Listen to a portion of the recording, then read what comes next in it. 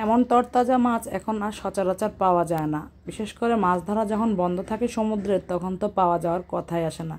কিন্তু সৌভাগ্যক্রমে কিভাবে যেন পেয়ে গেলাম এই দিন এই মাছগুলো। এতটাই তরতাজা যে আয়নার মতো জকজক করছিল মাছগুলো। আর এই মাছের পুষ্টিকর উপাদানের তো শেষ নেই। তার মধ্যে এগুলো যেহেতু চাষের মাছ নয়, তাই এগুলোর স্বাদ একদম অন্যরকম।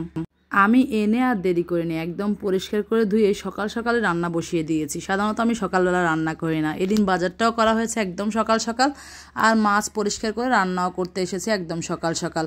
মাছগুলো বেছে নিয়েছি, ময়লা তেমন একটা ছিল না। তারপরে ধুয়ে পরিষ্কার করে রেখে এখন চুলাতে তেল গরম করে প্রথমে থেতো করা রসুন দিয়েছি, তারপরে পেঁয়াজ কুচি, টমেটো কুচি, স্বাদ মতো লবণ দিয়ে কাঁচা মশলাটা আগে ভালো করে ভেজে নিচ্ছি। এটা একটু নরম করে ভেজে নেবো, একদম ভাজা ভাজা করে ফেলতে হবে না, জাস্ট নরম হয়ে গেলেই হয়ে যাবে। এই ছোট মাছের সাথে গোলমরিচের ফ্লেভারটা খুবই ভালো লাগে। সামান্য একটু গোলমরিচ দিয়েছি, মাছের পরিমাণ খুব বেশি নয়, 300 থেকে 350 গ্রামের মতো হবে।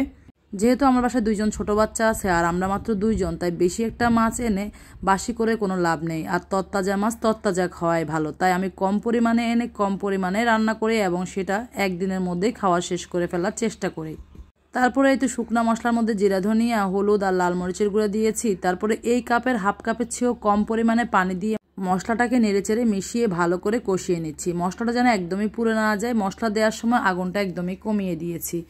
এই মাছটা হাতে মেখে রান্না করলেও অনেক মজা হয়, কিন্তু যেহেতু আমি রেসিপি শেয়ার করব তাই আজকে কষিয়ে রান্না করছি।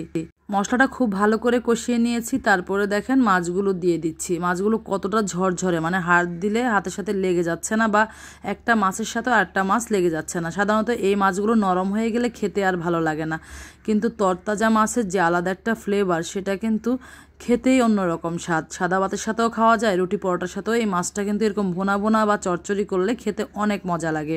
যে যেখান থেকে বসে আমার আজকের এই ভিডিওটা দেখছেন অবশ্যই কমেন্ট করে জানাতে ভুলবেন না। সাথে পেজটা ফলো করা না থাকলে ফলো দিয়ে রাখবেন, অল নোটিফিকেশন অন করে রাখবেন, যেন আমি পরবর্তী ভিডিওগুলো দিলে আপনাদের কাছে পৌঁছে যায় এবং আপনারা দেখতে পারেন।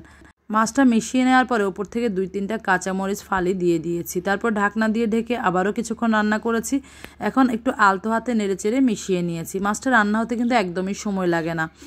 এরপর আমি উপর থেকে ধনিয়া পাতাগুলো এভাবে কাঁচি দিয়ে কেটে দিয়ে দিচ্ছি। এই মাছের সাথে টমেটো ধনিয়া পাতা না দিলে এতটাও ভালো লাগে না খেতে।